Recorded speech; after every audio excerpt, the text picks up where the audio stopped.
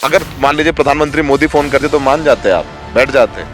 देखो मेरे लिए तो चाहे मोदी जी हो चाहे भगवान हो, मेरे लिए तो मेरी जनता भगवान है। उनसे बाहर मैं नहीं जा सकता हूँ। मैंने इनके बीच रहना है, इनके बीच काम करना है। यानी मोदी जी के कहने पे नहीं मानते आप? नहीं मानते जी, नहीं मानते जी, नहीं मानते जी।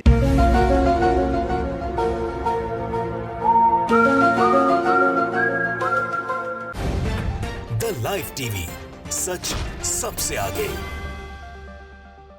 नमस्कार, मैं हूं रंजीत झा और आप देख रहे हैं the live TV. Himachal Pradesh में होने वाले विधानसभा चुनाव से पहले ही भारतीय जनता पार्टी अपना कब्र खुद ही खोदने में लग गई है।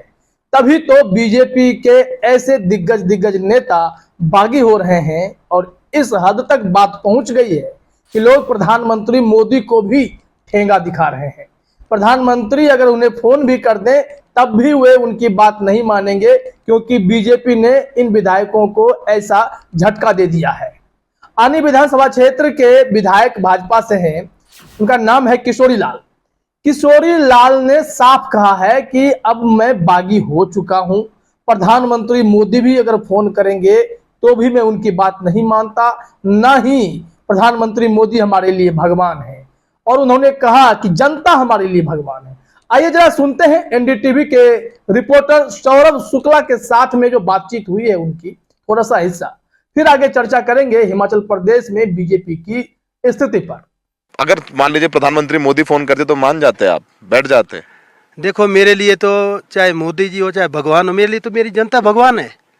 उनसे बाहर मैं नहीं जा सकता हूँ। मैंने इनके बीच रहना है, इनके बीच काम करना है। यानी मोदी जी के कहने पे नहीं मानते आप? नहीं मानते जी इसमें। अगर मान लीजिए कल तो सुन लिया आपने, इन्होंने बिल्कुल क्लियर और कड़े लहजे में कह दिया है, मोदी जी भगवान नहीं है। भगवान उनके लिए उनके क्षेत्र की जनता है जो उन्हें वोट करती है, और इन्हें भरोसा है कि अगर ये बागी हुए हैं तो भी बीजेपी के कई नेता कार्यकर्ता सीनियर लीडर्स भी उनके साथ हैं और वहां की जनता तो उनके साथ है ही। फिर ऐसी क्या स्थितियां पड़ी है कि बीजेपी अपने लिए हार खुद ही निश्चित कर रही है, खुद ही हिमाचल प्रदेश में अपना कब्र खोद रही है और उस कब्र में समा जाना चाहती है। तभी तो 21 ऐसे बड़े बड़े नेताओं के टिकट बीजेपी ने काट दिए, जिसमें कोई मंत्री स्तर का नेता था, कोई विधायक, कोई पूर्व विधायक। तो ऐसे नेताओं के टिकट काटने के पीछे की जो उनकी स्ट्रेटेजी रही होगी वो तो बीजेपी जाने, लेकिन जो धरातल पर बातें दिख रही हैं और बागी विधायकों की बात हम लोग सुनते समझते हैं, तो साफ लगता है कि बीजेपी की जो स्ट्रेटेजी बनाने वाली टीम है वो बहुत बड़ी गलती कर रही है। और इसलिए कर रही है कि उन्हें लगता है कि चेहरा बदल कर देखते हैं, कुछ चमत्कार हो जाए। थोड़ी सी जो पॉलिसी है, क्योंकि हिमाचल प्रदेश में देखा जाता है कि कोई भी सत्ताधारी पार्टी जो है दोबारा बैक टू बैक सत्ता में नहीं आती है, सत्ता 5 साल में बदल जाती है। हाल ही में हमने आपको एक रिपोर्ट दिखाई थी जिसमें हिमाचल प्रदेश के मुख्यमंत्री जयराम ठाकुर ने कहा था कि इस बार इतिहास पलटेगा। मतलब यह होगा कि बीजेपी फिर से आएगी, यानी अभी भी सत्ता में है, फिर से भी आएगी, और इसके लिए ही वे लोग पूरी प्लानिंग कर रहे हैं। लेकिन इस प्लानिंग के तहत ऐसा लग रहा है कि ये लोग प्रयोग कर रहे हैं। प्रयोग अगर सफल हुआ तो ठीक, नहीं तो कह देंगे कि इतिहास नहीं बदला। बीजेपी इस कोशिश में है कि किसी तरह सत्ता बचाई जा सके वहां पर, लेकिन जो अभी समीकरण दिखाई पड़ रहे हैं, बीजेपी जिस प्लानिंग के तहत आगे बढ़ रही है उसमें अपने ही विधायकों को निराश करना उनके लिए ही तो घातक है। अभी हिमाचल प्रदेश में करीब 21 से 22 विधायकों और पूर्व विधायकों तथा बड़े नेताओं की स्थिति यह हो गई है कि बीजेपी ने उन्हें कहीं का नहीं छोड़ा। तो ऐसे तमाम नेता विधायक जो है बागी होकर वहां पर चुनाव लड़ने का ऐलान कर चुके हैं। मतलब साफ है, जो बीजेपी के उम्मीदवार जिस सीट पर खड़े होंगे उसी सीट पर ये भी खड़े होंगे, और वहां पर कांग्रेस के भी उम्मीदवार होंगे। आपस में वोट जब कटेगा तो इसका सीधा फायदा जो है वो बीजेपी को नहीं कांग्रेस को मिलेगा, ये सब जानते हैं। और इस नफे नुकसान को शायद भारतीय जनता पार्टी इग्नोर कर रही है। उन्हें लगता है कि कांग्रेस को कोई वोट नहीं देगा, लेकिन यह बहुत बड़ी गलतफहमी और बहुत विनाशकारी कदम सिद्ध होता हुआ दिखाई पड़ रहा है, क्योंकि कांग्रेस अब बदल चुकी है। जब से भारत जोड़ो यात्रा आप सब देख रहे हैं, दुनिया देख रही है, उसमें राहुल गांधी की लोकप्रियता, साथ ही साथ भारत के एक अच्छी तस्वीर दिखाने वाले राहुल गांधी पर लोगों का भरोसा बढ़ रहा है, तो समझिए कांग्रेस पार्टी पर भी भरोसा बढ़ रहा है। कांग्रेस ने पहली बार चुनाव से ठीक पहले यह संदेश भी दे दिया कि कितना लोकतंत्र है उनकी पार्टी में। उन्होंने गैर गांधी परिवार से नेता चुन लिया जो कांग्रेस के बॉस बने हैं, मल्लिकार्जुन खड़गे। वोटिंग के तहत उन्हें चुना गया। तो ऐसे में कांग्रेस ने खुद को बदलने का जो मैसेज देना था वो चुनाव से पहले दे दिया। अब बीजेपी के तमाम ऐसे नेता जो बागी हो रहे हैं वो बीजेपी को ही नुकसान पहुंचाएंगे, प्लस कांग्रेस की लोकप्रियता, तो इसका सीधा फायदा कांग्रेस को मिलेगा। लेकिन बड़ा सवाल यह है कि प्रधानमंत्री मोदी भी ऐसे नेताओं को समझाने के लिए फोन कर रहे हैं। कई नेताओं से बातचीत हुई और कई नेताओं ने तो साफ कह दिया, जैसे आनी विधानसभा से विधायक किशोरी लाल ने कह दिया कि अगर प्रधानमंत्री मोदी भी फोन करते तो भी मैं उनकी बात नहीं मानता। जबकि इनसे मुख्यमंत्री, प्रदेश अध्यक्ष और कई ऐसे नेता हैं बीजेपी के जिनकी एक पैठ है, उन सब ने इनसे बात भी की और भी कई नेताओं से बात की। कुछ लोग माने लेकिन अधिकतर नहीं माने। इससे साफ समझ सकते हैं कि बीजेपी वाली जो मैनेजमेंट है उससे ये वर्तमान विधायक, पूर्व विधायक या मंत्री लेवल के नेता खासे नाराज हैं।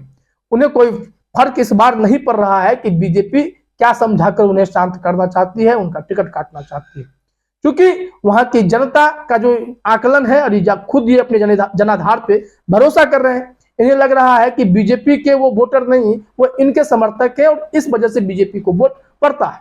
तो ये चुनावी मैदान में उतर चुके हैं।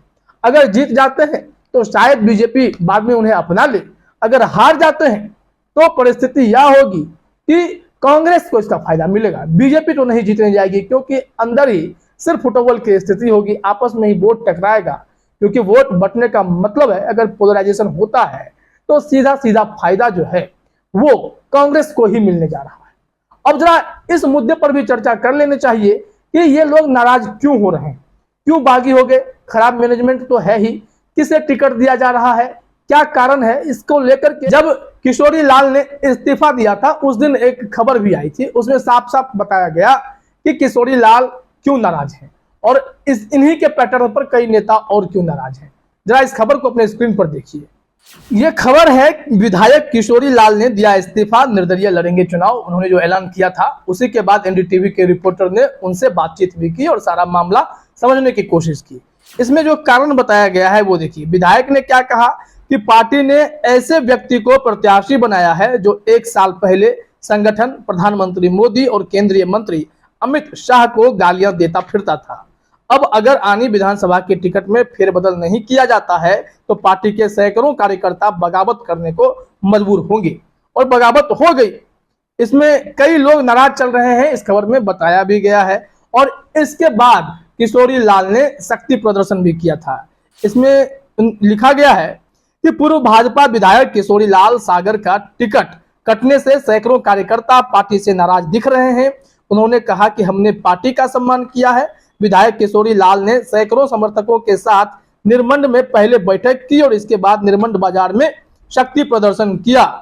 किशोरी लाल ने कहा कि अगर पार्टी आलाकमान भाजपा महिला मोर्चा अध्यक्ष अंजना भारती को टिकट देती तो वह इसका समर्थन करते, लेकिन पार्टी ने ऐसे व्यक्ति को प्रत्याशी बनाया है जिसका हम विरोध करते हैं। उन्होंने पार्टी के इस निर्णय पर फिर से विचार करने की मांग उठाई है और फिर उन्होंने साफ साफ चेतावनी भी दे दी कि अगर ऐसा नहीं हुआ तो इसका खामियाजा पार्टी को भुगतना पड़ेगा। किशोरी लाल ऐसे विधायक हैं जो चुनाव जीतते रहे हैं।